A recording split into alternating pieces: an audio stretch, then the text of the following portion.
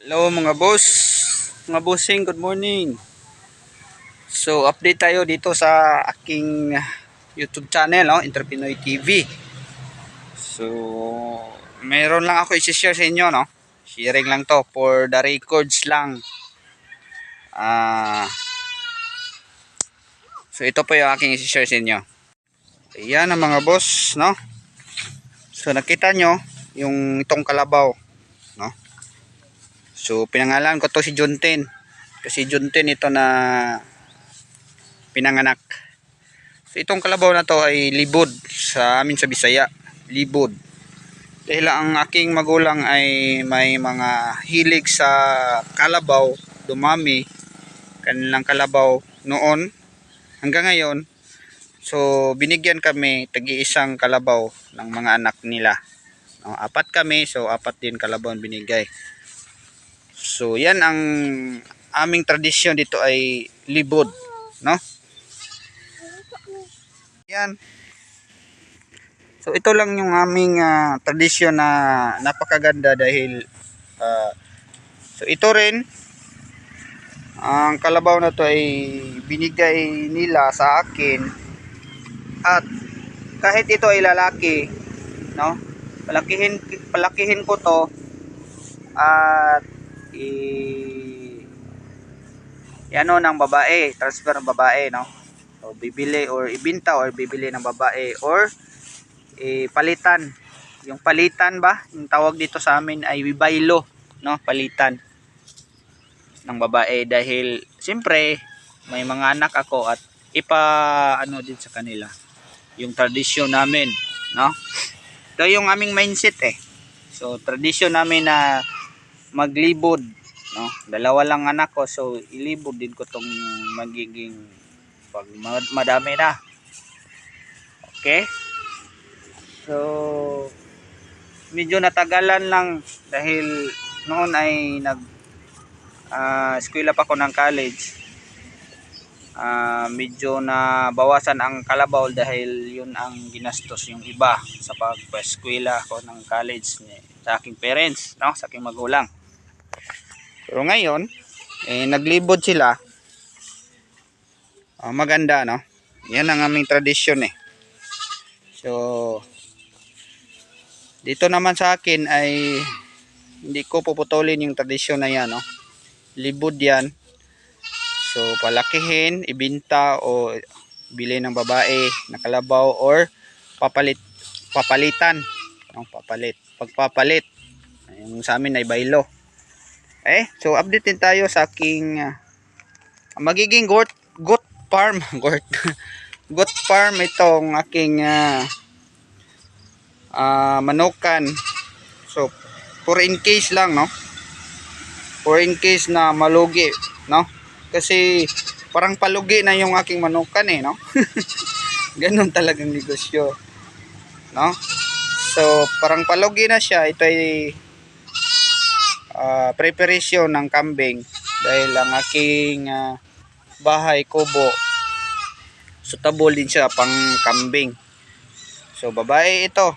So hindi to sa akin, ay ito sa aking kapatid ay aking nalagaan at paanak lang. So ito na talaga yung sa akin, no? Ayan. Medyo walang maliit lang, parang yung sa amin ay Bisaya, no? Walang rasa. So ito yung kanyang ina. So ito kanyang ina. So buntis ito. So ito ay sana ay dalawa. Pero hindi din sa akin yan, ay inalagaan ko lang din. So ito sa akin na talaga to. Puti ng klase ng kambing na to. Hindi ko alam. Pero ito kakukuha ko lang ngayon. Ay inaalagaan ko rin. No? Anong klase niya, anong breed ito, no? Pag-comment naman mga lods, mga sir, no? So, hindi ko alam anong breed kasing kambing na yan, no? Malaki ang tenga. Medyo malaki din siya kasi ito ay ano pa lang 5 months 4 months. Basta. Pero ito ay hindi na nagdidi sa kanyang ina. So first time yata niya ngayon ay tinalian. So dito lang to sa aking backyard. So may tali ito sila lahat. Pero balang araw ay magkaroon ako ng pisto. So hindi na siya dapat talian eh. No? So dahil sa ano lang aking kabahay, no? Sa gilid lang ito ng aking bahay na pisto. Ayan, yung aking anuhan ng chicharon, no? Sampayan. Yung aking frame ng mga chicharon. So yan ang update for in case. So papakita ko rin sa inyo yung aking palugi na. Palugi na to ng aking so God knows na lang kung malugi to, no? Dahil ang hirap sundin, no? Pag lagi tayong nag-aabono. Dito yan ilalagay ang kambing dito sa taas. So lalagyan na lang dito ng ladder, no? Pa-slide para pag ano ng kambing, no? Dito sa taas.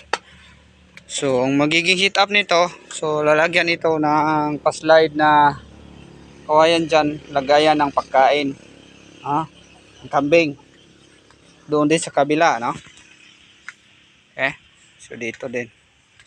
So magiging useful pa rin itong aking pabahay. So ayan. Medyo na ano na yung bubong. So kailangan na yung palitan. So ayan diyan. Yung kambing na yung mag-ina, dalawang anak, isang inahin. At dito yung puti at ang yung bago lang karating dito yan ilalagay. Mayroong hero sa gilid, no? Dito din mayroon ditong hero para hindi masyadong ma-expose sa lamig na panahon o sa ulan.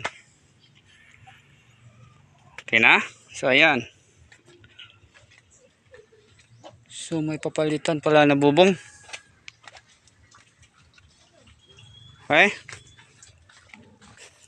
So ayan ang mga boss, mga lods.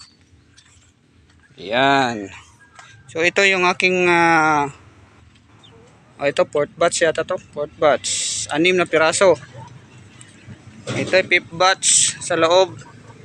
So 14 heads naging 4 na lang dahil nagkasakit ito.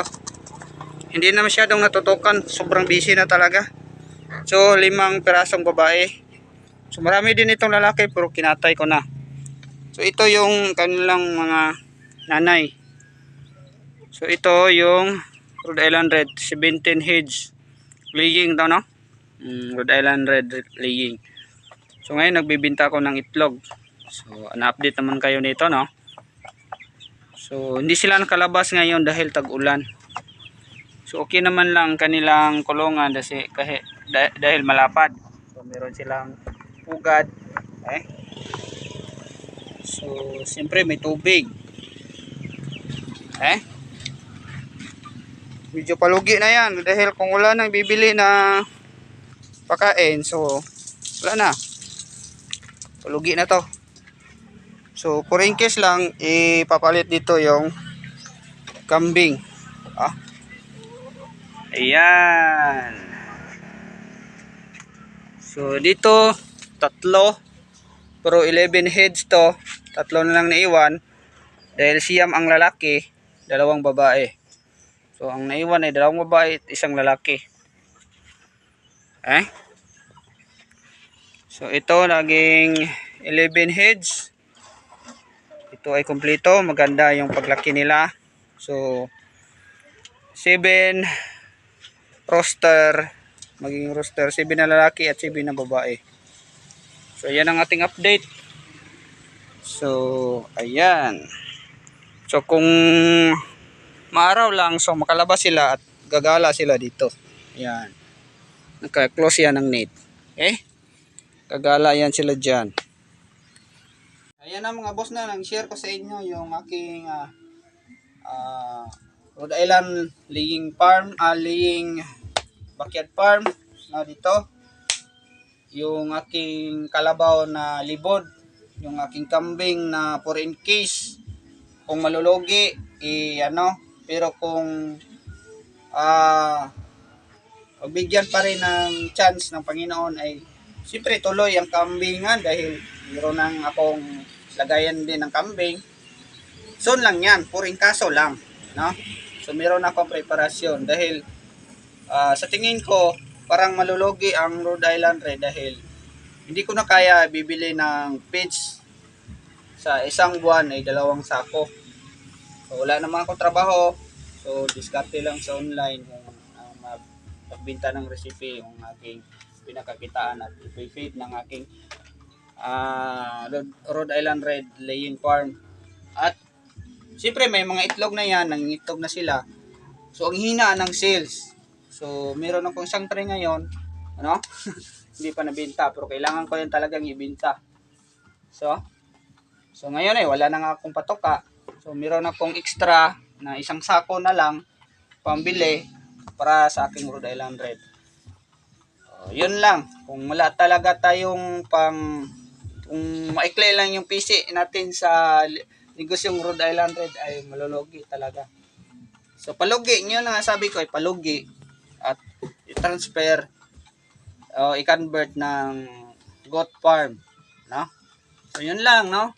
So yung aking hanap buhay talaga pagkakitaan ko, itong yung aking Serafina lubid-lubid, yung pastres, chicharon. Yun ang bumubuhay sa akin dahil pag ito kasi farm, hindi ito kumikita. Lalo ng kambingan, hindi yan kumikita, no? So yun lang. So sana ay ma-subscribe niyo ako mga boss, mga sir, para updated kayo sa aking mga video, no? So ito ay daily routine vlogs ng buhay dito sa probinsya. Yung aking video ay for the records lang, for recording lang to, pangabalang araw makikita ng aking mga anak at aking mga kababayan na ganito ako. Soon, kung pagbigyan tayo ng lakas at magandang pangatawan ng Panginoon ay magpatuloy tayo sa ating mga mitiin na makatulong sa komunidad. Okay, salamat sa iyong panonood.